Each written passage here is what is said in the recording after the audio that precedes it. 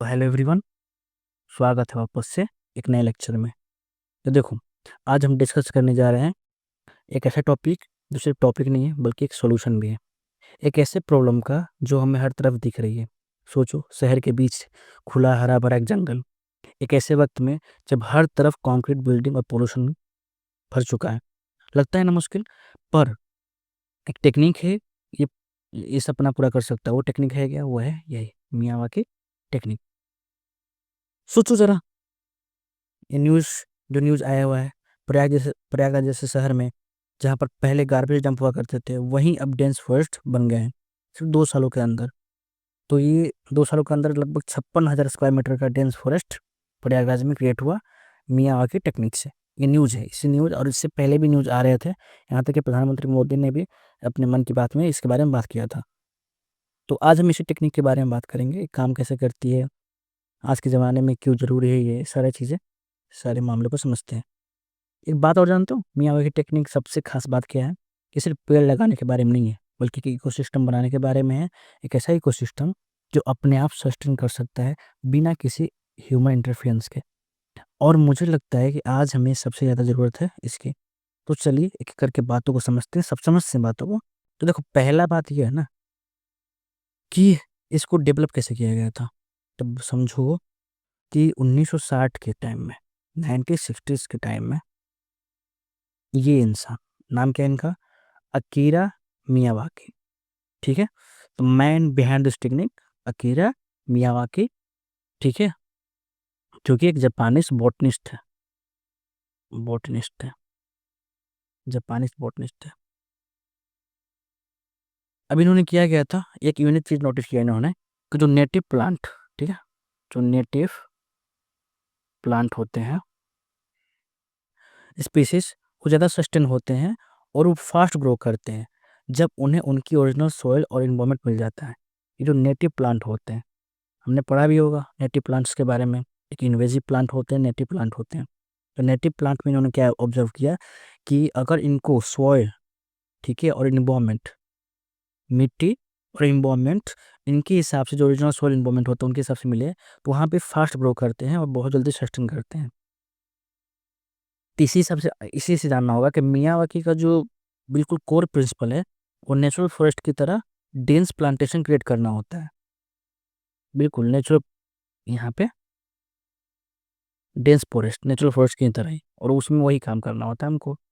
होता क्या है इसमें कि इसमें नेटिव स्पीसीज, ध्यान रखना ये बात कि ज़रूरी है कि इसमें सबसे जो कोर पॉइंट है ना, वो नेटिव स्पीसीज आते हैं। कि नेटिव स्पीसीज जो होते हैं उनको यूज किया जाता है और नेचुरली एरिया में इकोसिस्टम के पार्ट होते हैं, उसी में उनको डेंस फॉरेस्ट में लगाया जाता है। और ये होते क्या हैं कि लगभग 30 गुना ज़्यादा डेंस होते हैं ये, इस टेक्निक के हिसाब से, और 10 गुना फास्टर और ज़्यादा, ये होता है इनके काम। ये वही चीज़ है कि यह है क्या? तो एक मेथड है जहाँ पे हम सेल्फ सस्टेनिंग एंड तरीके से लगा देते हैं और फुली अपने ही आप ही क्या होते हैं, फैलते रहते हैं सालों दो सालों तक, और 3 साल में और ज़्यादा फैल जाते हैं। 3 साल के अंदर बहुत ज़्यादा फैल जाते हैं। अगला चीज़ हमको समझना है, इनका प्रोसेस है, काम कैसे करते हैं। तो प्रोसेस कुछ इस तरीके से है कि 3-4 तरीके से होता है। पहला है कि सॉइल को टेस्टिंग किया जाता है, मिट्टी का टेस्टिंग होता है और उसको प्रिपेयर किया जाता है। ठीक है? तो क्वालिटी कैसा है सॉइल का, ये चेक किया जाता है। ठीक है? उसके nutrient, pH level, water holding capacity सब चेक किया जाता है। अगर सॉइल पुअर है तो कंपोस्ट या ऑर्गेनिक मटेरियल ऐड किया जाता है। कंपोस्ट या फिर ऑर्गेनिक मटेरियल ऐड किया जाएगा। एक सिंपल एनालॉजी ले लो, जैसे पिज़्ज़ा बनाने के लिए अच्छी डॉग होना ज़रूरी है।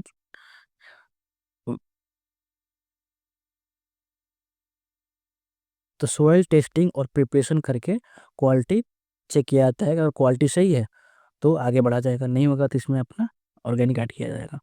दूसरा बात है कि नेटिव स्पीशीज़ का सिलेक्शन करना। ठीक है? तो नेटिव प्लांट को सेलेक्ट करते हैं जो नेचुरली उस जगह पे, क्लाइमेट पे कंपैटिबल हो। उस जगह पे जहाँ पे डेंस मियावाकी प्रोसेस लगाना है, उस मियावाकी प्रोसेस में आस-पास के इलाके में वहाँ के नेटिव प्लांट कौन है?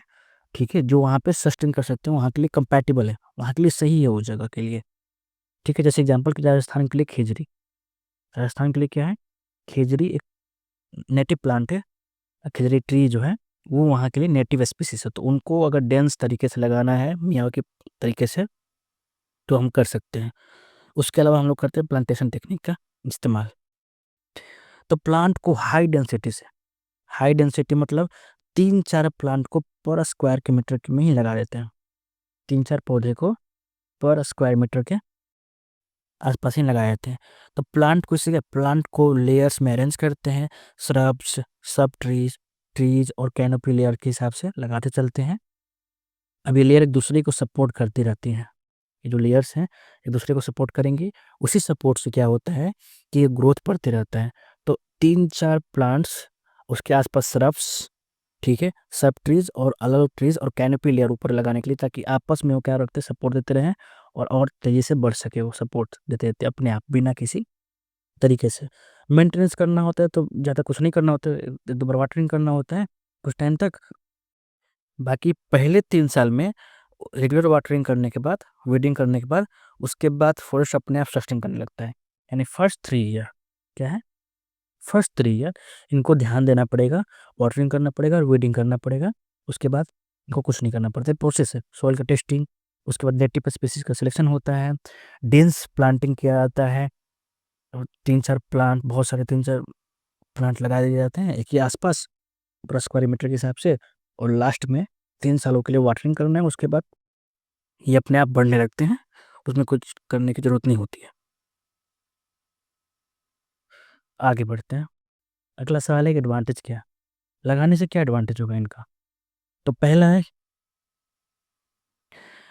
ठीक है, इकोलॉजिकल बेनिफिट क्या है, तब ये पता है हमको कि 30 गुने डेंस फॉरेस्ट बनाते हैं, तो CO2 का ऑब्जर्वेशन क्या हो जाएगा, ठीक है, CO2 का ऑब्जर्वेशन जो है, ठीक है, वो बढ़ जाएगा, यानी CO2 ज़्यादा हमारे क्लाइमेट से गायब होंगे। ठीक है, जितना ज़्यादा पेड़ उतना ज़्यादा CO2 हमारा प्लांट ऑब्जॉर्व करेंगे, CO2 का लेवल मेंटेन होगा, और CO2 का लेवल मेंटेन होगा तो क्लाइमेट चेंज में भी हेल्प होगा। कैसे होगा, क्योंकि CO2 कम होगा तो जो हमारा लाइट कैप्चरिंग है CO2 का वो कम होगा। जो CO2 जो कैप्चर कर लेता है लाइट को, जिसकी वजह से हीट को, जिसकी वजह से गर्मी बढ़ता है, वो गर्मी हमारे यहाँ कम होगा, ओवरऑल क्लाइमेट चेंज होगा। तो पहली बात कि CO2 का, ठीक है, ऑब्जर्वेशन बढ़ जाएगा, बायोडाइवर्सिटी इनहेंस होगी, डाइवर्सिटी भी तो बढ़ेगा अगर ये पेड़ बढ़ेंगे तो। अर्बन एरिया के लिए परफेक्ट क्या है कि लिमिटेड स्पेस में काफ़ी काम करता है, ये थोड़ा सा स्पेस में ज़्यादा बढ़ जाते हैं ये लोग, थोड़ा सा स्पेस दो उसमें ज़्यादा डेंस फॉरेस्ट लगा सकते हैं, तो कम जगह में ज़्यादा डेंस फॉरेस्ट करना और बहुत ही से फैल जाना, बहुत डेंसली फैल जाना।